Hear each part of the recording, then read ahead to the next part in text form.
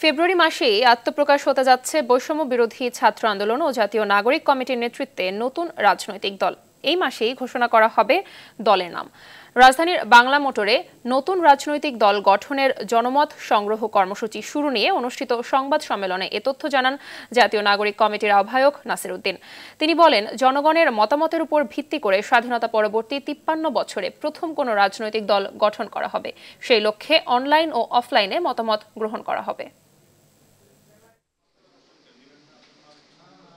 গত ৫৩ বছরে বাংলাদেশের ধসে পড়া প্রতিষ্ঠানগুলো এবং মুজিববাদী সংবিধান এবং ভারতীয় যে এক্সটেনশন যে শক্তিগুলো বাংলাদেশে ক্রিয়াশীল হয়ে বাংলাদেশের সার্বভৌমত্ব প্রতিনিয়ত ভুলুণ্ঠিত করছে, সেগুলোর প্রতিবাদে দাঁড়িয়ে এই জনগণের জন্য একটি দল উপহার দেওয়ার জন্য যেসব প্রতিবন্ধকতা আছে সেগুলো এই ফর্মের মধ্যে আমরা ডেটাগুলো পাবো।